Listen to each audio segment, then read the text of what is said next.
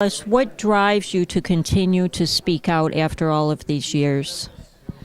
I was very frightened for 20 years. Let me tell you that. I did not speak out for 20 years. The first time I spoke about this was to the BBC, and it was such an overwhelming experience, and I was such a young girl. I was rather scared, and I literally left the country after that incident. I worked in Dubai, and I just didn't want to go back there. I was frightened and totally shaken by this experience. It's now that the time has healed my scars, so to speak, and I have now got the strength to talk about it.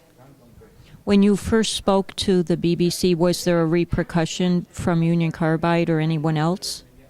I don't think so. I think I have nothing against anybody. It's the lessons that we have learned from this disaster. That's what I'm talking about. I'm talking about public health. I'm talking about prevention. I'm talking about. I want to analyze what happened. I'm not blaming anybody. Union Carbide was a great company to work for at that time. It was a good paymaster, and it was a good company. I'm not saying anything against Union Carbide, excepting something went horribly wrong. It wasn't that the company was an evil company. The company didn't mean to do this. No way. But something went horribly wrong. And it was a mixture of the host country as well as the multinational. And it was the two together that made this thing, as I call it, a perfect storm. Why did you decide to move to the United States? Was it mostly because to get away from the disaster, or were there other factors? Totally other factors. It was because it was absolutely a personal thing about education for my child.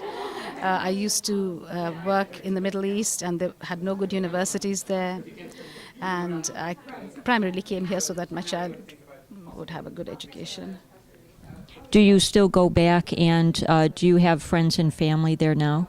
Yes, I do have a lot of family and friends in Bhopal, and I haven't been, as I said when I left, I was scared to go back.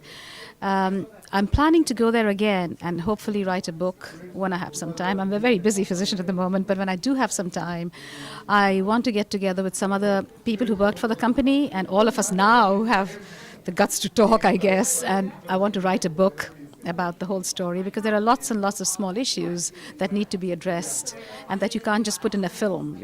So. Okay.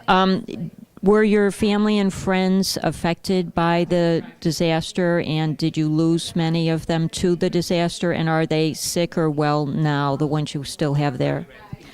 My family and friends luckily lived far away from this area and downwind from the factory. However, one of the doctors who worked with me in Union Carbide, his mother went to the train station, and his mother died a couple of weeks later, and that really affected me because he was my colleague. And the health of your family in India now is not really impacted because they live too far away? My family lived far away, so their health is not impacted. I actually was lucky that I survived. Had I opened my window in my bedroom, I would have probably died. I survived because I closed myself, and I put wet towels underneath all the doors and crevices so the gas wouldn't enter my bedroom or my apartment. And it was like living in the middle of a toxic atmosphere. It was poisonous outside the window. So how could you open a window and breathe the poison? I just shut the window, and I survived. But my family, my husband had gone out of the city to visit friends, and my other family and friends were totally on the other side of town. Do you feel you have had any even minor after effects physically from the disaster? I am scared, of long-term effects of some of the chemicals, and I was thinking about getting myself checked for that too. Yes. Okay. What would you recommend to people who want to get involved? What's the most important thing they can do? I think the most imminent thing is to clean up the site. It's amazing that dilapidated factory is still there, and that whole area has to be cleaned out. That's the first thing. And the second thing is the rehabilitation of the children of the people who died, to open up technical schools, colleges, teach them skills. And that is the best way to help them. Health comes with occupation. If you have a job to do, you have a certain income, then you can afford good health, because in India, even today, private health is quite a private aspect. Government health clinics do not have enough funds to look after the indigent population. So if the indigent population had occupational training, they would be stronger and better and more rehabilitated human beings. So these are the two things I think are most important. And what would you like to see the students at MIT or at other schools address first? In terms of Bhopal, I think if the students could help in a way of presenting the fact that the site has to be cleaned, if they can somehow reach out to the governance in India or other places, or get finance to clean the site, that would be a very big thing.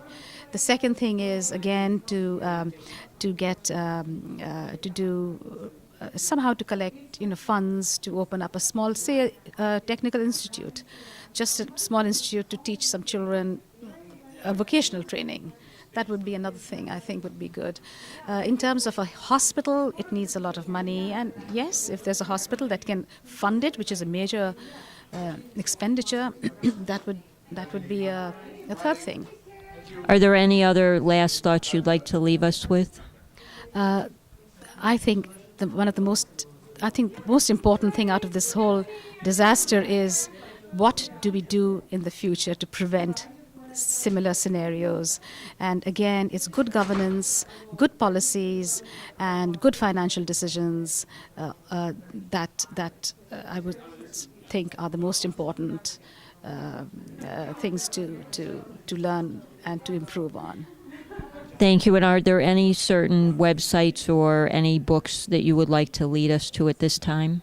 I was quite interested in some books written about Bhopal. There's one called The Bhopal Reader that I thought I liked. There's another book written by the workmen, and the simple stories. Oh, the management got all the benefits, and we didn't get as many benefits as them. And we were taught by the safety officers how to work in a safe manner, but the maintenance and the production people would not, make us go through those procedures. I thought that was very touching. I think these are a couple of books, and hopefully one day I should write a book too, if I have the time. I want to do it. That's one of my plans. And that will be of the other survivors and workers? Yes, there is a book written by the workers, which I thought was very touching. Simple stories. Each worker talked about what he thought about the company. It was all grassroots people, and that was a great book to read. Thank you very much.